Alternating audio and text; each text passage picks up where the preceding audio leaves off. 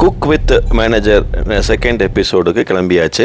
Friends எல்லாம் கால் பண்ணி வர சொல்லிட்டோம். வந்த உடனே என்ன பண்ணோம் அப்படின்னா ஒரு டிஸ்கஷன், என்ன இன்னைக்கு சமைக்கலாம் அப்படிங்கிறதான் டிஸ்கஷன் போயிட்டு இருக்கு. அந்த ஒரு முடிவுக்கு வாங்க. போன வாரம் வெஜ், கன்ஃபார்மா நான்வெஜ் வேறு. சரி, ராம் சாருக்கு மட்டும். ஆமா, அது இதுக்கு மேல இப்ப நம்ம காசிமேடு வரைக்கும் போகணும். மட்டன்ல என்ன செய்யலாம்? ஓகே, அப்ப பிரியாணி போட்டுட்டு சராக்கு லிவர் ஃப்ரை கேட்டாப்ல நான்வெஜ்னு முடிவு பண்ணிட்டு அதுல வந்து மட்டன் பிரியாணியை முடிவு பண்ணிட்டாங்க. நீங்க தான் பர்ச்சேஸ் நீங்க வாங்கிட்டு வந்துருங்க. வாங்கிட்டு அப்படியே வரப்ப அசைன்மெண்ட் ஸ்டார்ட் ஆயிருச்சு. யாரு போய் நான்வெஜ் வாங்கணும், ப்ரொவிஷன் வாங்கணும், எல்லாமே வந்து பிளான் பண்ணிட்டு இருக்காங்க. ஆமா, கரெக்டா. அதான் வெள்ளாட்டு கறி வேணும். லிவர் வந்து அந்த ஒரு ஆட்டோட ஃபுல் லிவரையும் வாங்கிடுங்க அப்படியே. ஆமா, அதெல்லாம் ஃபுல்லாக வாங்கிடுங்க. ஆமா, கொடுக்க மாட்டாங்க, ஆனா நீங்க கேளுங்க கொடுப்பாங்க. நீ வெள்ளிக்கிழமை தானே வாங்கிக்கலாம். நீ ஒன்றும் அவ்வளோ ஓடாது. இங்க லிவர் மட்டும் கேளுங்க, கொடுத்தானா ஃபுல் செட் ஒன்று வாங்கி. மட்டன் பீஸ் வந்து கொஞ்சம் பெருசா போட சொல்லுங்க, செஸ்ட் பீஸா போட சொல்லுங்க. பிரியாணிக்கு அது கொஞ்சம் நல்லா எலும்பும் கறியும் சேர்ந்துருக்கும். மட்டனோட சாப்பிட்றப்ப நல்லா இருக்கும். இது பிரியாணியில போட்டு சாப்பிட்றப்ப. மட்டன் வாங்குறதுலையும் இவ்வளோ டெக்னிக்ஸ் இருக்குங்கிறது நம்ம செஃப் சொன்னப்போ தான் தெரிஞ்சது. அதன்படி கடைக்கு போய் ஒரு வெள்ளை ஆட்டு கறியில் லிவர் வந்து ஃபுல் லிவர் வாங்கினாரு. அதுக்கு பிறகு நெஞ்சு எலும்பு கிடையாது, நெஞ்சு சைடு உள்ள கறியை வாங்குறாரு. ஏன் அப்படின்னா பிரியாணிக்கு அதை போட்டால் ரொம்ப அருமையாக இருக்குன்னு சொன்னோடனே வாங்கிட்டு எல்லாம் வந்தாச்சு. வாங்கிட்டு வந்த கறியை கிச்சனில் கிளியர் பண்ணி செப்பரேட் பண்ணி வச்சுட்டாரு நம்ம குக்கு. அதை தான் பார்க்குறீங்க. 1 kg வாங்கியிருக்கோம் சார். 1 kg of mutton. இது 800 grams ஆஃப் லிவர் 800 grams. இது ரெண்டுமே ஒரு வெசல் அடக்கமாக தான் பிரித்து வச்சுருக்கோம். ஆமாம், இதுதான் மெயின் சோர்ஸ் நமக்கு. இது நமக்கு சீரக சம்பா ரைஸு பிரியாணிக்காக 1 kg. இது எல்லாம் மசாலா ஐட்டம். பிரியாணி மசாலா நம்மளே ஹேண்ட்மேடாக தான் நம்ம பண்ண போகிறோம். இது புதினா, மல்லி, தக்காளி, ஆனியன், பச்சை மிளகா. இதுதான் நம்ம செய்ய போகிற வெசல், பிரியாணி செய்ய போகிற வெசல்.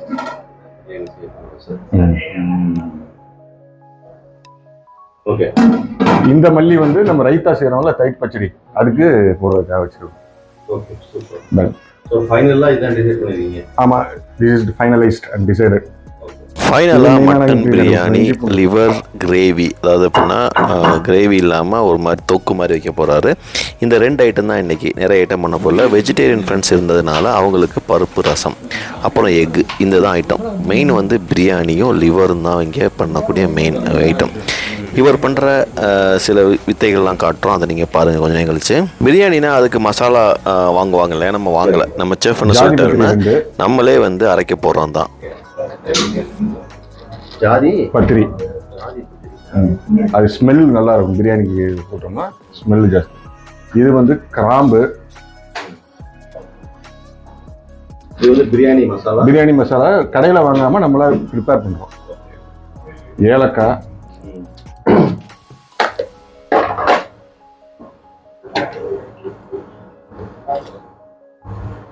பட்டை,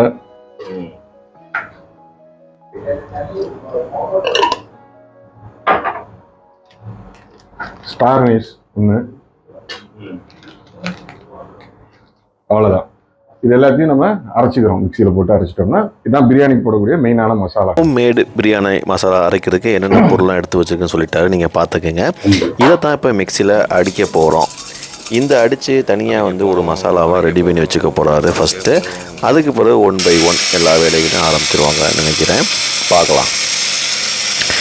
பிரியாணி மசாலாவை அரைச்ச பிறகு பார்க்குற மசாலா தூள் தான் நீங்கள் பார்க்குறீங்க. இது அதற்கு பிறகு ஒன்று அடுப்பை ஆன் பண்ணுறதுக்கு முன்னாடி நிறைய விஷயங்களை அரைச்சி மிக்சியில் வச்சுக்கிட்டாரு. எப்படின்னா வெங்காயம், தக்காளி, மல்லி, புதினா, இது எல்லாத்தையும் வந்து குட்டி குட்டியாக வந்து அடித்து ஒவ்வொன்றையும் தனித்தனியாக எடுத்து வச்சுக்கிட்டாரு அடுப்பை ஆன் பண்ணுறதுக்கு முன்னாடி. ஏன்னா அப்போ ஆன் பண்ணிட்டோம் அப்படின்னா கண்டினியூஸாக 1/1 எல்லாத்தையும் போடணுங்கிறது தான் அவர் பிளானு. அதுதான் நீங்கள் இங்கே பார்க்குறீங்க. ஒவ்வொரு ஐட்டத்தையும் க்ளீனாக சிம்பிளாக எல்லாத்தையும் அரைச்சி வச்சுக்கிட்டாரு. அப்புறம் எதுவும் கன்ஃபியூஸ் ஆகிடக்கூடாதுங்கிறதுக்காக மல்டிபிள் டைம்ஸு ஒரு கிட்டத்தட்ட 4-5 டைம்ஸு 4-5 ஐட்டம்ஸ் வந்து தனியாக வந்து அந்த மட்டன் கறி நம்ம பிரியாணி இப்போ போகிறோம். இது கொஞ்சம் எலும்பு உள்ள ஒரு நெஞ்சு சைடு உள்ள கறி, எலும்பு உள்ள கறி அதை வந்து தண்ணியில் ஊற வச்சு அப்புறம் அப்படியே எடுத்து குண்டானில் வந்து அடுப்பை பற்ற வைக்கிறாரு. இதை ஏன் பற்ற வைக்கிறாருன்னு நான் கேட்டேன். ஜென்ரலாக என்ன செய்வாங்க பிரியாணிலெல்லாம் அரிசியையும் மட்டனையும் ஒன்றா போட்டு குக்கர்லேயே எங்கேயும் கொதிக்க வச்சுருவாங்க. அப்படி பண்ணக்கூடாது. இந்த மாதிரி தனியாக வந்து மட்டனை வந்து வேக வைக்கணும். உப்பு சைடு தனியாக மட்டன் வெந்துக்கிட்டு இருக்குது, உப்பு இஞ்சி பூண்டெல்லாம் போட்டு பண்ணிக்கிட்டு இருந்தாரு. அடுத்த சைடு என்ன பண்ணாருன்னா இந்த மாதிரி இன்னொரு குண்டான் எடுத்து வச்சுட்டு எண்ணெயெல்லாம் ஊற்றி அஸ் யூஷுவல் அந்த மசாலா அரைச்சோம் இல்லையா அதை எல்லாத்தையும் போட ஆரம்பிச்சிட்டாரு. போட்டு தனியாக வந்து குழம்பு வைக்கிற மாதிரி ஒரு ப்ரொசீஜர் ஆரம்பித்தார். இதெல்லாம் போட்டு அப்புறம் வெங்காயம் தக்காளி 1/1 வெரி பேசிக் ஃப்ரை பண்ணுவோம் இல்லையா அந்த மாதிரி பார்க்க ஆரம்பிச்சிட்டாரு. இது தனியாக போய்கிட்டுருக்கு, அது தனியாக போய்கிட்டுருக்கு. என்ன செய்கிறாரு அப்படின்னா இது வந்து ஒரு மசாலாவோட சேர்த்து அந்த ஆனியன் மிளகாய் தக்காளி இதெல்லாம் போட்டு லைட்டாக வதக்கி இதை ஒரு மசாலா மாதிரி ரெடி பண்ணிக்கிட்டார். அந்த பக்கம் வேகிறது மட்டன், இந்த பக்கம் தனியாக வந்து ஒரு மசாலாவை வந்துட்டு அழகாக வந்து கிரேவி மாதிரி எடுத்து வச்சுக்கிறாரு. இந்த மசாலா கிரேவியில் ஒரு இன்ட்ரெஸ்டிங்காக என்ன பண்ணார் அப்படின்னா கொழுப்பெல்லாம் எடுத்து இதில் போட்டுக்கிட்டாரு. அந்த மட்டனை தனியாக வேகுது இல்லையா அதில் கொழுப்பை போடலை, இதில் தனியாக வந்து கொழுப்பை போட்டுக்கிட்டாரு. இதெல்லாம் தான் முக்கியமான ரெசிபி நீங்கள் வந்து கற்றுக்கணும். இதை தனியாக போட்டு பண்ணி முடித்த உடனே அதுக்கு பிறகு தான் மிக்ஸ் பண்ணுவார்னு நினைக்கிறேன். பார்ப்போம். ரெடி ஆகிட்டு இருக்க டைமில் பார்த்தீங்கன்னா மட்டன் விதை வச்சோம் இல்லையா அதை வந்து செக் பண்ணார். அதுவும் கிட்டத்தட்ட இந்த மாதிரி ஆயிடுச்சு. ஒரு கிட்டத்தட்ட ஃபுல்லாக இல்லை, ஓரளவுக்கு டீசெண்டாக ஒரு 75% 80% வந்து அது வந்த மாதிரி ஒரு சூழ்நிலை வந்த பிறகு இதில் நீங்கள் ஒரு விஷயம் கவனிக்கணும். உள்ளே பார்த்தீங்கன்னா மட்டனை சேர்ந்து ஒரு ஸ்பூனையும் போட்டிருந்தார். ஏன் இந்த ஸ்பூன் அப்படின்னா ஸ்டெயின்லெஸ் ஸ்டீலில் ஒரு பொருளை உள்ளே போட்டோம்னா அது ரொம்ப ஹீட் ஆகி நல்லா ஹெல்ப் பண்ணுமா மட்டன்லாம் குக் பண்ணுறதுக்கு. ஸோ இது ஒரு இன்னொரு டெக்னிக்ஸ். குக்கரில் போட்டு பண்ணாமல் இப்படி பண்ணும்போது இந்த மாதிரி ஒரு டெக்னிக்ஸை நீங்கள் ஃபாலோ பண்ணுங்கள். இப்போ என்னாச்சு மட்டன் வெந்து ரெடி ஆகிடுச்சு இல்லையா அந்த மட்டனை அப்படியே ஃபில்ட்ரு பண்ணுறாருன்னு நினைக்கிறேன். பார்த்தீங்களா கரெக்ட். இந்த மசாலாவில் அப்படியே ட்ரான்ஸ்ஃபர் பண்ணுறாரு. ஒரு கரண்டியை வச்சு அந்த மட்டன்ஸை மட்டும் வெளியே எடுக்கிறாரு. அந்த தண்ணியெல்லாம் வந்து அப்படியே அதை வச்சுக்கிட்டாரு. என்ன சொன்னார் அப்படின்னா இப்படி பண்ணும்போது மட்டன் வந்து நல்லா வெந்து மட்டனுக்குள்ளே இருக்கிற தண்ணி சத்து பூரா வெளியே வந்துடுமா. அந்த வெளியே வந்த தண்ணி சத்து தான் அந்த பார்க்குறீங்க நீங்கள், அதை தனியாக எடுத்துக்கிட்டாரு. இப்போ பியூர் மட்டன் வந்து பூ போல் வந்து இப்போ இருக்கும். நீங்கள் ஜென்ரலாக இதை அப்படியே குக்கரில் போட்டுட்டிங்கன்னா இந்த மாதிரி ஃபில்டர் பண்ணாருன்னா அதை வந்து கடித்து சாப்பிட்றதுக்கு அவ்வளோ கஷ்டமாக இருக்கும். ஸோ மட்டன் சமைக்கும்போது அது ரொம்ப வெந்திருக்கணும், ரொம்ப பூ மாதிரி இருக்கணும் அப்படின்னா இந்த மாதிரி ப்ரொசீஜரை ஃபாலோ பண்ணணும் அப்படின்னு சொன்னார். இந்த தண்ணி என்ன செய்யலாம்னா அதுதான் சூப்பு. அந்த தண்ணியை தனியாக சூப்பாக கூட யூஸ் பண்ணிக்கலாம் அப்படிங்கிறது தான் அவரோட ஐடியா. இப்போ இந்த மசாலா செஞ்சு வச்சுருந்தார் இல்லையா அதில் வந்து இந்த மட்டனெல்லாம் போட்டு ஒரு பிரட்டினார். இப்போ அந்த ஊற வச்சுருந்த ஜீரக சம்பா அரிசியை வந்து எடுத்து ஃபில்டர் பண்ண ஆரம்பிச்சிட்டாரு. அதை திருப்பி வந்து வேக வைக்கணும். இப்போ எப்படி வேக வைக்கணும் அதுதான் இங்கே மேட்டர். பிரியாணியை குக்கரில் தான் வைக்கணுங்கிறது கிடையாது. குக்கரில் இல்லாமல் இந்த மாதிரி ஓப்பன் வெசல்ஸ்லேயும் வைக்கலாம். அதுதான் வந்து ரொம்ப அருமையாக இருக்கும் அப்படிங்கிறது தான் இவருடைய கான்செப்ட். இப்போ இந்த அரிசியை ஃபுல்லாக ஃபில்டர் பண்ணி நல்லா கழுவிட்டு ஜீரக சம்பா உள்ள அரிசியை நம்ம இப்போ என்ன வச்சுருக்கோம் அந்த மட்டனை வந்து அந்த மசாலா உள்ள ஒரு இதில் போட்டு மிக்ஸ் பண்ணிட்டார் இல்லையா. அப்போ அங்கேருந்து இதை ட்ரான்ஸ்ஃபர் பண்ணுறாரு. ரொம்ப ஜாக்கிரதையாக கவனிக்க வேண்டிய இடம் இதுதான். அந்த சூப்பு சொன்னல எங்களுக்கெல்லாம் சூப் தனியாக கொடுத்து குடிச்சிட்டோம். அது போக மிச்சம் இருக்கிறதையும் எடுத்து தனியாக வச்சுக்கிட்டாரு. எவ்வளவு அரிசி அளந்தாரோ அதற்கேற்ற 1:2 சொல்லுவாங்களே, ஒரு கப்பு ரைஸ் போட்டிங்கன்னா 2 கப்பு தண்ணி ஊற்றணும். அதுக்கேற்ற மாதிரி அளந்து இந்த தண்ணியை வேஸ்ட் பண்ணல. நாங்கள் சூப்பு மாதிரி குடித்தோம். அது போக மிச்சம் இருக்கிற தண்ணியை என்ன பண்ணார் அப்படின்னா தனியாக எடுத்து வச்சுக்கிட்டாரு. நீங்கள் அதை தான் இப்போ பார்க்குறீங்க. இந்த தண்ணியை திரும்ப குக்கிங்க்கு யூஸ் பண்ணுறாரு. எங்கே அப்படின்னா அந்த பிரியாணி போட்டிருந்த வெசலில். ஸோ இப்போ அந்த மசாலா ப்ளஸ் மட்டன் எல்லாத்தையும் மிக்ஸ் பண்ணி தனியாக வச்சுருக்கிறாரு. அப்புறம் ரைஸை வந்து கழுவி வச்சாச்சு. இப்போ இந்த சூப்பு சொன்ன இந்த தண்ணியும் தனியாக வச்சிட்டாரு. இப்போ 3 ஐட்டம் மட்டும் தனியாக இருக்குது. மட்டன் வந்து மசாலாலாம் நல்லா மிக்ஸ் பண்ணி கிளறி அது வந்து வெந்துக்கிட்டு இருக்கு. இன்னும் தனியாக வந்து ஜீரக சம்பா ரைஸ் இருக்குது, தனியாக வந்து இந்த சூப்பு தண்ணி தனியாக இருக்குது. இப்போ இந்த மூணையும் என்ன செய்ய போகிறாரு அப்படிங்கிறது தான் மேஜிக்கு. தெரிஞ்சுங்க, பிரியாணி இந்த மாதிரி பண்ணும்போது தான் அந்த ரியல் ஆத்தென்டிக் ட்ரெடிஷ்னல் டேஸ்ட்டு வந்து நமக்கு கிடைக்கும். இப்படி தான் ஊர்லலாம் பண்ணியிருப்பாங்க. இப்போ இங்கே பண்ணுறது குக்கரில் பண்ணுறதுலாம் இந்த டேஸ்ட் வராதுங்கிறது அவருடைய அபிப்பிராயம். இப்போ பாருங்கள், இந்த தண்ணியை அந்த குண்டானில் ஊற்றிட்டாரு. இதில் தான் மட்டன் மசாலா, பிரியாணி மசாலா எல்லாம் போட்டு கிண்டி வச்சுருந்தோம். அதில் இந்த தண்ணியை ஊற்றிருக்கிறார். தண்ணி கிடையாது, அந்த சூப்பு தண்ணியை ஊற்றிருக்கிறாரு. எவ்வளோ அரிசி இருக்கோ அதுக்கேற்ற மாதிரி அளவுக்கு ஏற்ற மாதிரி எடுத்து ஊற்றிட்டாரு. இப்போ இதை திரும்ப கொதிக்க விட்றாரு. கொதிக்க விட்ட பிறகு இங்கே தான் என்ன செய்ய போகிறாரு அப்படின்னா, நம்ம திரும்ப குக்கர் மாதிரி எதுவும் எங்கேயும் இதை வந்து இடையில பார்த்தீங்கன்னா நாங்களாம் வந்து தொந்தரவு பண்ணி சூப்பு குடிக்க ஆரம்பிச்சிட்டோம். ரொம்ப அருமையாக இருந்தது. இந்த டேஸ்ட் வந்து எக்ஸ்ட்ரீம்லி குட். இப்போ என்ன பண்ணுறாருன்னா, அந்த இதில் வந்து குண்டானில் அரிசியை போட்டுட்டாரு. இப்போ பார்த்தீங்கன்னா மட்டன் கிரேவியோட அவிச்ச மட்டனை போட்டு அதில் ஒரு தண்ணியை ஊற்றிட்டு திரும்ப அதுக்குள்ளே வந்து அந்த ஜீரக சம்பா அரிசியை போட்டு மேலே ஒரு வெயிட்டை வச்சுட்டாரு. இனி இவ்வளோதான். இதுதான் வந்து பிரியாணி வரக்கூடிய மெத்தட். அதுக்கு இடையில் என்ன பண்ணார், நம்ம அந்த லிவர் வாங்கி வச்சுருக்கோமே, லிவர் வந்து ஃப்ரை பண்ணுறோன்னா கிரேவியாக, அதாவது எப்படின்னா ஒரு மட்டன் சுக்கா பண்ணுவோம்ல, அந்த மாதிரி லிவர் சுக்கா பண்ணுறதுக்காக இந்த அஸ் யூஷுவல் ப்ரொசீஜர் ஆரம்பிச்சிட்டாரு. அந்த சைடு அடுப்பில் வந்து பிரியாணி வெந்துக்கிட்டு இருக்கு. அந்த டைமில் லிவர் ஃப்ரை, அதாவது எப்படின்னா கிரேவி, லிவர் சுக்கா பண்ணலான்னு சொல்லிட்டு ஆரம்பித்து பண்ணிக்கிட்டு இருக்கிறாரு. அதுதான் இப்போ நீங்கள் பார்க்குறீங்க. இது வந்து அஸ் யூஷுவல் தான். எப்பயும் போல் வெங்காயி தக்காயெல்லாம் போட்டு முடிச்சு எல்லாம் பண்ணிட்டாரு. இப்போ என்ன பண்ணுறாரு அப்படின்னா, இந்த பாருங்கள், பிரியாணி கிட்டத்தட்ட ரெடி ஆயிடுச்சு. அதற்கு மேலே வந்து இந்த வாசனை பொருள்கள், மற்ற மசாலா பொருள்கள்லாம் மேலே சும்மா கிறிஸ்மஸ் பழம், இது வந்து நீங்கள் ஜென்ரலாக பார்த்துருக்க மாட்டீங்க, இந்த ட்ரை கிரேப்ஸை மேலே தூவி விட்டுருந்தார். நிறைய பேர் ட்ரை கிரேப்ஸ் போட மாட்டாங்க, முந்திரி பருப்பு போடுவாங்க, ஆனால் ட்ரை கிரேப்ஸ் போட மாட்டாங்க. ட்ரை கிரேப்ஸ் போட்டு அதில் வந்து மல்லியை தூவி விட்டுட்டாரு. இப்போ நீங்கள் பார்க்குறது இந்த லிவர் ஃப்ரை, லிவர் சுக்கா மாதிரி பண்ணக்கூடிய ஒரு சின்ன மெத்தடு தான் இது. வந்து பெரிய ஒன்றும் டெக்னிக்ஸ்லாம் கிடையாது.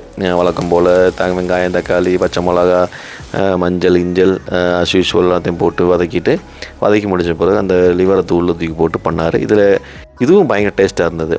அதுக்கான சில மசாலாக்கள், இந்த பிரியாணிக்கு போட்டு இந்த மசாலாவெல்லாம் எடுத்து ரீயூஸும் கொஞ்சம் பண்ணிக்கிட்டாரு. அப்படியே என்னடா பண்ணுறாங்க பார்த்தா, தம் கட்டணுங்கிறதுக்காக என்ன பண்ணார், திடீர்னு ஒரு தோசைக்கல்லை வச்சு, தோசைக்கல்லுக்கு மேலே பிரியாணி குண்டா வச்சு அதுக்கு மேலே வெயிட்டு தண்ணியை வச்சுருக்காரு பாருங்க. 3 லேயர். நான் இதை பார்த்ததே கிடையாது. ஒரு சிம்மில் வச்சு ஒரு தோசைக்கல்லுக்கு மேலே பிரியாணி இதையும் வச்சு அது மேலே வெயிட்டையும் வச்சுட்டாரு. அதுதான் தம் பிடிக்கும் அப்படின்னு சொல்லியிருந்தார். இதையும் நீங்கள் ஃபாலோ பண்ணலாம். முக்கியமான ஒரு ஐட்டம் இது. நாங்கள் அப்படியே வந்து ஸ்மெல்லு கிடச்சோன்னே எல்லாம் வந்து வேடிக்கை பார்த்துட்டே இருந்தோம். இந்த பக்கம் பிரியாணி, அந்த பக்கம் லிவர் ஃப்ரை நடந்துக்கிட்டு இருந்தது. ரொம்ப சூப்பராக இருந்தது. அந்த இடமே வாசனை அள்ளுச்சு. தம் கட்டிக்கிட்டு இருக்கும்போது இந்த லிவர் கிரேவி இல்லை, அதாவது எப்படின்னா சுக்கா மாதிரி பண்ண ஆரம்பிச்சிட்டோம். அதில் கொஞ்சம் தயிரை ஊற்றிட்டேன். நான் வந்து கிரேவியை வேணாம், ஃபுல்லாக வேணாம், ஒரு சுக்கா மாதிரி வேணுங்கிறதுக்காக தயிர் ஊற்றினேன் அப்படின்னாரு. அதுக்கு பிறகு கடைசியாக மல்லியெல்லாம் கட் பண்ணி அதில் தூவி விட்டு அட்டகாசமாக இருக்குது. பார்க்குறதுக்கே சும்மா சொம்முட்டு இருந்தது. அப்புறம் வந்து எல்லோரும் டேஸ்ட் பண்ணோம். என்னால் இருக்க முடியல. அந்த டேஸ்டிங் பார்த்திங்கன்னா ரொம்ப பிரமாதமாக இருந்தது. இப்போ என்னடா நடந்துச்சு, பிரியாணி ஓப்பன் பண்ணி பார்த்தா இதுதான் நீங்கள் கிட்டத்தட்ட final version of the biryani. அதை பாருங்கள், அப்படியே சும்மா பார்க்குறதுக்கே அந்த மட்டன் கலரு, மட்டன்லாம் பிரிஞ்சு வந்தது. நான் ரொம்ப ஆச்சரியப்பட்டேன். ஏன்னா குக்கரில் தான் வந்து நம்ம மட்டனை வேக வைக்க முடியும்னு சொல்லியிருந்தாங்க. இவர் பண்ண இந்த ப்ரொசீஜரில் நீங்கள் பார்க்குறீங்க பாருங்கள், பியூட்டிஃபுல்லாக இருக்குது. இவர் பண்ண இந்த ப்ரொசீஜரில் அந்த மட்டன் ரொம்ப அழகாக வந்து அந்த மசாலாவோடு சேர்ந்து அந்த ரைஸில் மிக்ஸ் ஆகி பூ மாதிரி இருந்தது. ஒரு தடவை கூட மட்டனை அமுக்கி கிளிக்கிற மாதிரிலாம் இல்லை, அப்படி தொட்டாலே உழுகிற மாதிரி இருந்தது. ஸோ இது ஒரு மிக அருமையான ஒரு ப்ரொசீஜர். அதுக்கு பிறகு முட்டை அஸ் யூஷுவல் நம்ம செய்வோம்ல, அப்புறம் ரைத்தா, பிரியாணிக்கு ரைத்தா, முட்டையெல்லாம் செஞ்சு ரெடி ஆயிடுச்சு. இந்த ஃபைனல் வெர்ஷன் இறக்கி கீழே வச்சுட்டாங்க. பார்க்குறதுக்கே அப்படி இருந்தது. பிரியாணி லவ்வர்ஸ் இதுக்கு மேலே லவ் பண்ண முடியுமா எனக்கு தெரியல. ஸோ எல்லாம் பண்ணி முடிச்சுட்டு எல்லாத்தையும் இப்போ கேஃப்லாம் எடுத்துகிட்டு வராங்க ஹாலுக்கு. முட்டை, ரைத்தா, பிரியாணி, இது ஒரு செட். ரைத்தா கமிங் பாருங்கள், நாங்கள் சாப்பிட போகிறோம். இதுதான் லிவர் ஃப்ரை கிடையாது, சுக்கா மாதிரி ஒரு ட்ரை. இது முட்டையெல்லாம் வச்சாச்சு. ரொம்ப ப்ரில்லியண்ட்டாக வந்து குக் பண்ணி முடித்தாங்க. நம்ம பிளான் பண்ணியிருந்த மாதிரி ஒரு பிரியாணி, ஒரு லிவரு, ஒரு முட்டை எல்லாம் வந்து ரெடி ஆயிடுச்சு. இதான் நீங்கள் பார்க்குறீங்க பிரியாணி. இப்போ அவங்க சர்வ் பண்ண அதை சாப்பிட்டுட்டு அந்த செஃப் கம் குக் நம்ம அருண் அவரை அப்ரிஷியேட் பண்ணிவிட்டு எல்லாருமே ப்ரில்லியண்ட்டாக என்ஜாய் பண்ணோம். ரொம்ப அருமையான ஒரு எக்ஸ்பீரியன்ஸ். ஃபுட் வித் மேனேஜிங்கிறத விட இந்த ஃபுட் மேக்கிங் எக்ஸ்பீரியன்ஸை ஃப்ரெண்ட்ஸோட செலிப்ரேட் பண்ணும்போது ரொம்ப நல்லா இருந்தது. இதை நாங்கள் வந்து ஒரு வாரத்துக்கு ஒரு தடவை பண்ணலாம் அப்படிங்கிற மாதிரி நாங்கள் பிளான் பண்ணியிருக்கோம். பார்க்கலாம் இதை எவ்வளோ தூரம் கண்டினியூ பண்ண முடியும்.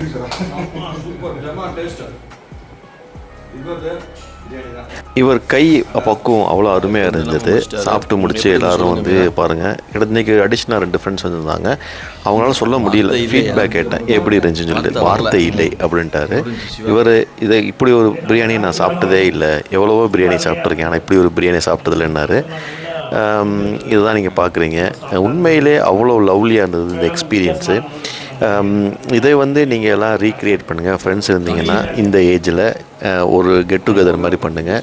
செஃப் சொல்கிறாரு, நான் என்ன சொல்ல வேண்டியிருக்குது, நீங்கள் சொன்னால் ஓகே தான் அப்படின்னாரு. இவங்களுக்கு வெஜிடேரியனுக்காக ரசம் பண்ணியிருந்தார். ரசம், அப்புறம் வந்து டால், அப்புறம் வந்து பிக்கிள், அப்புறம் அப்பளம் எல்லாம் இருந்தது. அவங்க என்ஜாய் பண்ணாங்க வெஜிடேரியன்ஸு.